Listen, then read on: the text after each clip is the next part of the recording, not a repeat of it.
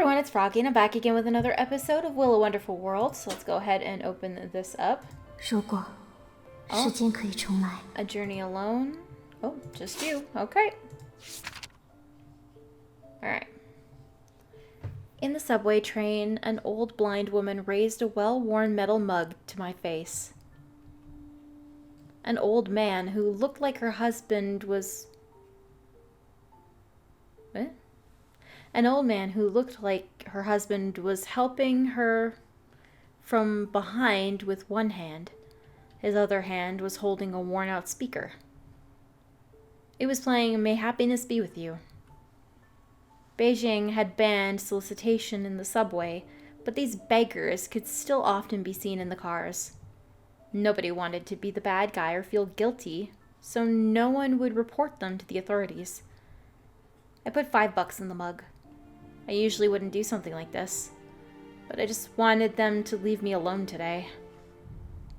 Besides the beggars, there were only a few other passengers in the train car. A mother and a son who had just come back from an amusement park. A couple who were laughing while looking at their tablet. A salaryman who apparently had just gotten off work. He was telling his honey on the phone to go to bed without him. I felt so envious. I didn't want to go home, because even at home I would still be alone. The car was quiet, except for the occasional chit-chatting, the wheels running along the tracks, and the PA system announcing the stops. The next station is Station B. The next station is Station G. Station G is a transfer station. Passengers for another line, please prepare to get off. The next station is Station H. Station H is a transfer station. Passengers for another line, please prepare to get off. The next station is Station P. I wasn't sure how many stations it had been since I had gotten on the train at Station B near my home. I didn't bring much of anything with me. Perhaps I should just keep going until I reached the final station in the countryside. I had enough money on me to buy another ticket to Tianjin. I could go and watch the ocean there. The last time I had gone was when I was in elementary school. And I remembered that I had gone with my father that time. Perhaps this time, I wouldn't be coming back. I lay down on the chairs next to me and raised my left hand in front of my eyes. The fluorescent lights on the ceiling shone through my fingers as if they were blinking. The ring I had on my finger seemed to be fading out. God, were our fates already determined or not? Was it really something that could be changed? Li Wen. Let's start it up! Alright. I felt so envious because I didn't want to go home because even at home I would still be alone. The car was quiet except for the occasional chit-chat. The next station is Station B. Wasn't sure how many stations it had been since I'd gotten on the train at Station B near my home.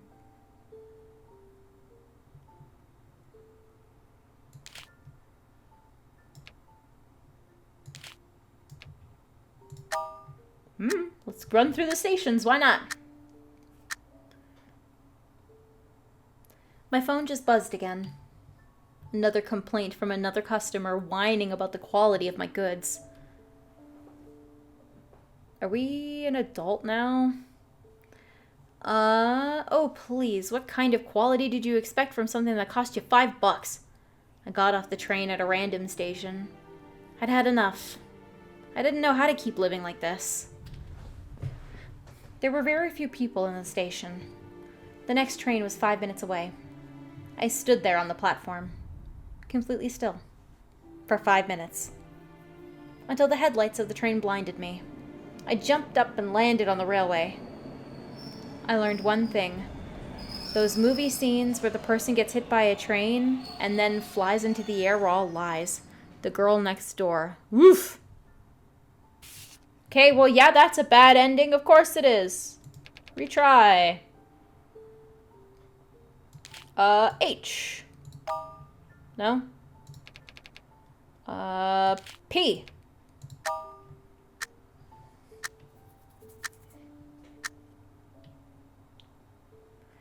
I stayed in the subway, changing from one line to another, hesitating. I finally decided to go home. It was already dark when I came out of Station B. It wasn't a highly populated neighborhood. The only reason he and I had decided to live here was because the rent was cheaper.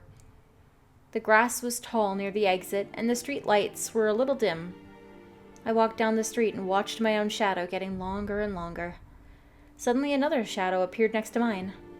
For a split second, I fantasized that it was his shadow. A wet cloth was put over my nose and mouth, and it had a very strong smell. My brain stopped functioning. I was lost inside darkness. Great! Okay.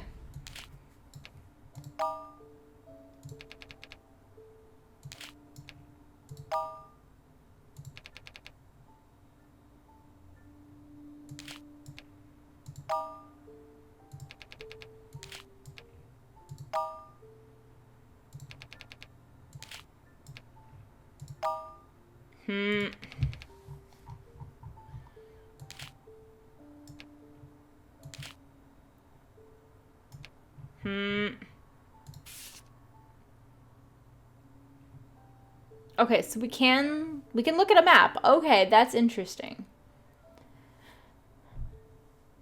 So P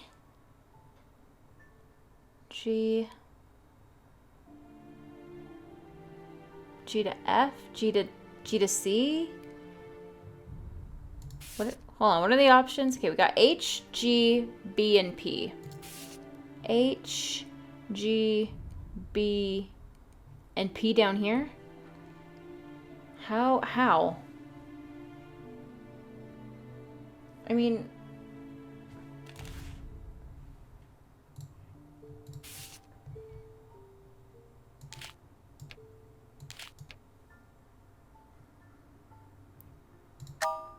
Oh, we got a new one finally. Yay. Well, I finally got home. Oh, good, and you didn't get chloroformed, so that's nice. I went into the apartment carrying a full bag of random goods from the rural shopping mall. The place was a mess. Toys and clothes that I still hadn't sold were everywhere. I washed my face, and then the 2 apples that were in my fridge.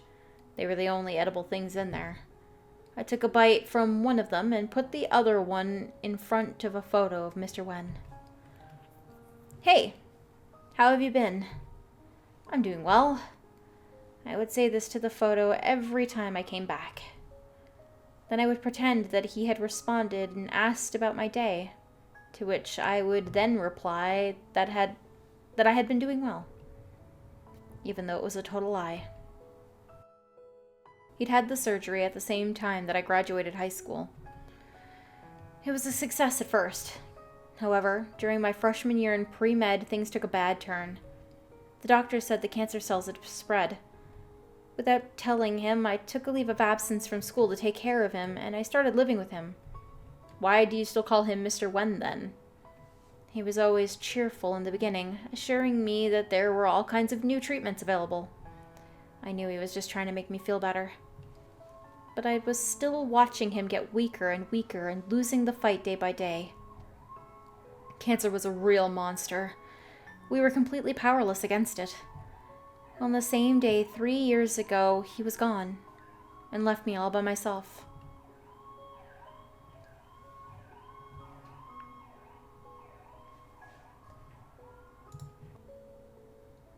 There we go. Starting again. Okay. I had applied to medical school because of him, but I had lost all of my will to continue after he passed away, so I dropped out of school and started working. Since I didn't have my college diploma, all that I could get was some random part-time jobs. I used the spare time to manage an online shop selling small, cheap goods. My earrings could barely cover my monthly rent. Sometimes I literally couldn't afford meals, and I had to shamelessly go and beg for help from Jing, who had only recently gotten a job after graduating from college. Sometimes I wondered if there was any point to living like this. The only thing that had kept me going were these precious memories of mine. I opened the glass doors of my cabinet. My notebook was on the right. It had all of my text messages between him and me. I had copied them all down into my notebook from my phone. An artist's collection book was right next to the notebook. He once took me to an exhibition for that artist. A photo album was placed to its left. I took the album out. Aww. The first photo in the album was the one with us in the coffee shop. It was the only one of us before we were officially together. And we had taken many, many more afterwards. There was one with us at a New Year's Eve countdown, one with us at the festivals, one with him cooking, one with him sleeping, one with him going through chemo, one with him pacing in the hospital yard, and the last one with him smiling weakly at the camera. He seemed to have known that it would be the last memory he could ever leave me with. The timestamp said that it had been taken on March 26th, one day before my birthday. Whoa, we got two. Urban Wanderer and Separated by Death. It had been the day before my 20th birthday.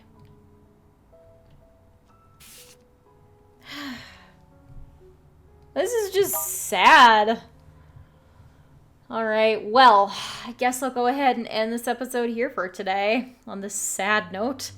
I hope you guys enjoyed it. If you want to see more videos from me, then don't forget to like, comment, and subscribe. Thanks for watching.